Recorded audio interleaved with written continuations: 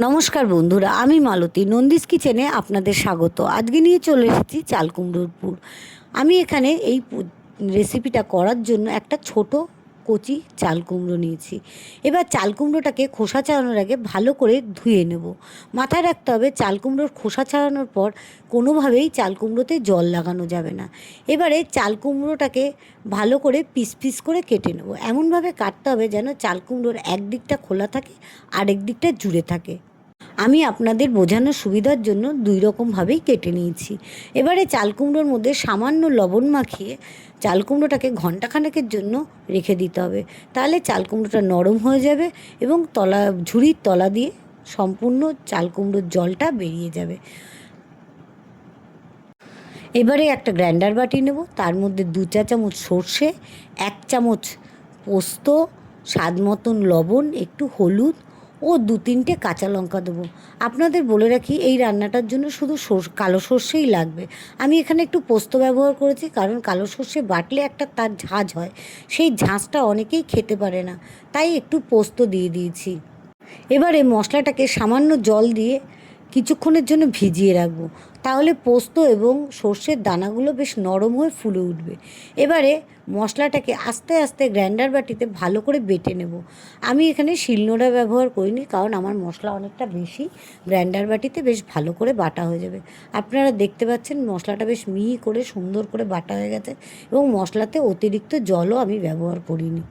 মশলাটা বাটা হয়ে গেলে এবার ব্যাটারের জন্য একটা বাটিতে 2 চামচ চালের গুঁড়ো, 4 চামচ বেসন নেব।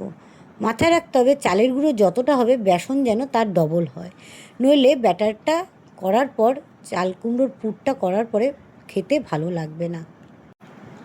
আপনারা চাইলে কর্নফ্লাওয়ারও ব্যবহার করতে পারেন, আমি ব্যবহার করিনি। এবার এর মধ্যে সামান্য লবণ স্বাদ মতো এবং হলুদ ও একটু কালো জিরে দিয়ে ব্যাটারটাকে অল্প অল্প করে জল দিয়ে ভালো করে ফেটিয়ে নেব। আমি এখানে কোনো খাবার সোডার ব্যবহার করিনি, ফুড কালারও ব্যবহার করিনি, সেক্ষেত্রে আমি একটু হলুদটাকে বেশি করে দিয়েছি। আপনারা জানেন আমি ফুড কালার বা খাবার সোডা অতিরিক্ত ব্যবহার করা রান্নায় পছন্দ করি না। আমার কোনো হ্যান্ড গ্রাইন্ডার নেই, আপনাদের থাকলে আপনারা সেটা দিয়েও ব্যাটারটাকে ভালো করে ফেটিয়ে নিতে পারেন। আমি দেখতে পাচ্ছেন অল্প অল্প করে জল দিয়ে বেশ 2 থেকে 4 মিনিট মতন ভালো করে ব্যাটারটাকে ফেটিয়ে নেব, যাতে ব্যাটারের মধ্যে কোনো দানা না থাকে এবং ব্যাটারটা বেশ সুন্দর করে ফেটে যায়। এবারে ব্যাটারটাকে ফেটাতে ফেটাতে বলি, এই রান্নাটা অনেক পুরনো দিনের রান্না, এটা আমি আমার শাশুড়ির থেকে শিখেছিলাম। আপনাদেরকে এটা দেখিয়ে দিচ্ছি। যদি রান্নাটা ভালো থেকে লেগে থাকে তাহলে সবাইকেও একটু সুযোগ করে দেবেন দেখার জন্য। আপনাদের সাথে গল্প করতে করতে আমার ব্যাটারটা ফেটানো হয়ে গেছে, দেখতে পাচ্ছেন বেশ সুন্দর করে চামচের মধ্যে একটা দাগ চলে আসছে। ব্যাটারটা এবার ফেটানো রেডি। এবারে চাল কুমড়োর থেকে সুন্দর জল ঝরে গেছে, দেখতে পাচ্ছেন চাল কুমড়োগুলো সুন্দর নরম হয়ে গেছে।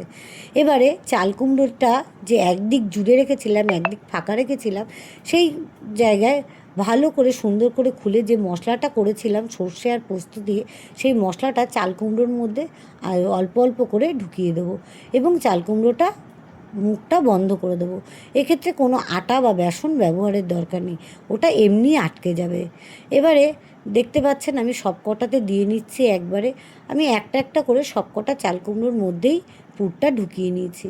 এবারে সুন্দর করে কড়াইতে তেল দিয়ে ব্যাটারের মধ্যে চাল কুমড়োগুলোকে ভালো করে চুবিয়ে গরম তেলে ছেড়ে দেবো। আমি ছেড়ে দিয়েছি, সুন্দর লাল লাল করে ভাজা হচ্ছে দেখতে পাচ্ছেন। এবারে ভাজতে ভাজতে বলি, যদি আপনাদের ভিডিওটা ভালো লেগে থাকে অবশ্যই একটা সাবস্ক্রাইব ও লাইক করে দেবেন, তাহলে আমি আরও অন্য দিন আরও নতুন নতুন রান্না করার একটু উৎসাহ পাবো।